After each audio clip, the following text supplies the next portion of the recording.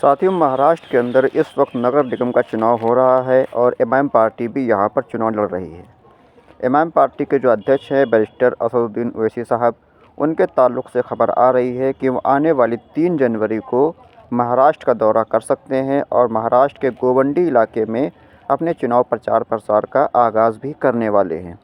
गोवंडी इलाका इसलिए महत्वपूर्ण है क्योंकि ये समाजवादी पार्टी के जो नेता हैं अबू आसिम आज़मी, जो कि एमआईएम पार्टी के ख़िलाफ़ हमेशा से बयान देते रहते हैं, उनका इलाका है, वो इस सीट से विधायक हैं।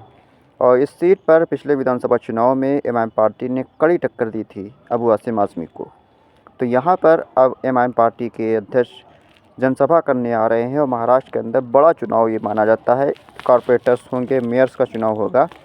तो यहाँ पर एमआईएम पार्टी ने काफ़ी ज़्यादा प्रत्याशी उतारे हैं, बीएमसी के इलाके में भी, औरंगाबाद में, मालेगांव में, लातूर में, अमरावती के अंदर, पुणे के अंदर, जालना के अंदर, अलग अलग सोलापुर के अंदर अलग अलग जगहों पर एमआईएम पार्टी ने अपने प्रत्याशी उतारे हैं। कई जगह पर एमआईएम पार्टी का विरोध भी हुआ है क्योंकि यहाँ पर जिनको टिकट नहीं मिला है उन लोगों ने विरोध किया है और एमआईएम पार्टी पर तरह तरह के आरोप भी लगाए हैं। और एमआईएम पार्टी के कुछ पुराने नेता हैं, उन्होंने भी इस तरीके की हरकतें की हैं। तो अब महाराष्ट्र के अंदर जो पिछला चुनाव हुआ था 2015 के अंदर और 2017 में भी कुछ चुनाव हुए थे, तो यहाँ पर एमआईएम पार्टी को काफ़ी अच्छे खासे वोट मिले थे, अच्छी खासी सीटें भी चुनाव में जीती थी। औरंगाबाद के अंदर एमआईएम पार्टी ने 25 सीटों पर जीत हासिल करी थी, तो वहीं अमरावती में 10 सीटें, मालेगांव में 7 सीटें, सोलापुर में 9 सीटें, पुणे में 2 सीटें, थाने में 2 सीटें, इसी तरह से अलग अलग जगहों पर एमआईएम पार्टी ने अलग अलग तरीके की सीटें जीती थी। लेकिन अब एमआईएम पार्टी पहले से ज़्यादा मजबूत स्थिति में नज़र आ रही है और यहाँ पर इस बार संभावना जताई जा रही है कि मालेगांव और औरंगाबाद के अंदर ये दोनों जगहों पर एमआईएम पार्टी अपना मेयर भी बना सकती है इस बार। और अगर अच्छे से वोटिंग हो गई तो कई और जगह भी ऐसी है जहाँ पर एमआईएम पार्टी अपना मेयर भी चुनाव में जिता सकती है। अभी नगर पालिका के चुनाव कुछ दिन पहले हुए थे, उसमें भी एमआईएम पार्टी ने 82 सीटों पर धमाकेदार जीत हासिल करी थी।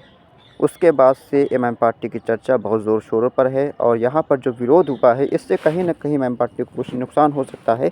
लेकिन बैरिस्टर असदुद्दीन ओवैसी साहब की जनसभाएं जो लगी हैं उससे एमआईएम पार्टी को फ़ायदा भी होता हुआ नज़र आएगा।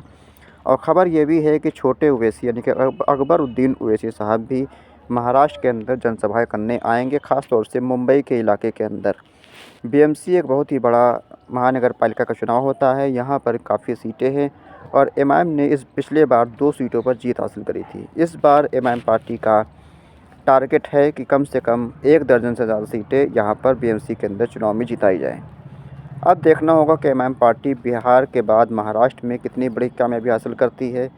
क्या एमआईएम पार्टी महाराष्ट्र में अपना मेयर मालेगांव, औरंगाबाद या फिर और किसी भी इलाके में बनाने में कामयाब हो पाती है? 15 जनवरी को चुनाव होगा और उसी दिन नतीजे भी चुनाव के आ जाएंगे। अब देखना होगा कि एमआईएम पार्टी कितनी मजबूत है। 3 जनवरी को बैरिस्टर ओवैसी साहब जनसभा करने वाले हैं गोवंडी के इलाके में। खुदा हाफिज़।